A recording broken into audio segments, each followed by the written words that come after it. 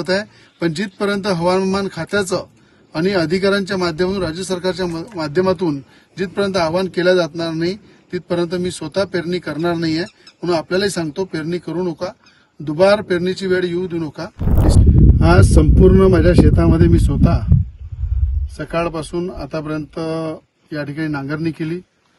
या ठिकाणी मोठ्या प्रमाणात पूर्ण शेत तयार करून आम्ही ठेवत आहे दरवर्षीप्रमाणे. पण निसर्गाची साथ यावेळेस मिळत नाहीये.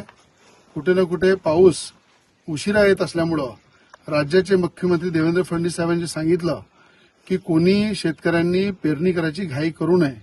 आपल्या शेतामध्ये नांगरणी वगैरे करून पूर्ण शेत तयार करून ठेवा.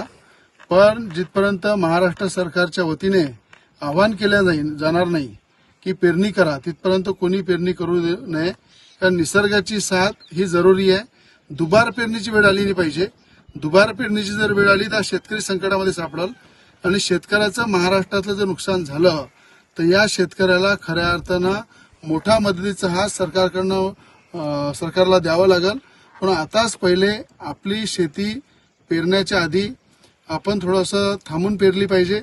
थांबून आपलं बियाणं शेतामध्ये टाकलं पाहिजे. कारण की आज जर आपण घाईनं पेरलं आणि पाऊस जर आला नाही 20-25 दिवस तर पूर्ण दुबार पेरणीची वेळ येणार आहे. म्हणून शेतीवर पूर्ण मशागत करून शेतीची तयारी करून ठेवा.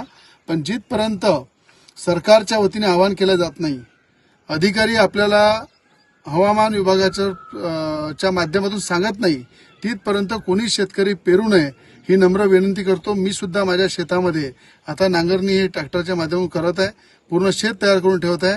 पण जिथपर्यंत हवामान खात्याचं आणि अधिकाऱ्यांच्या माध्यमातून राज्य सरकारच्या माध्यमातून जिथपर्यंत आवाहन केलं जाणार नाही तिथपर्यंत मी स्वतः पेरणी करणार नाहीये.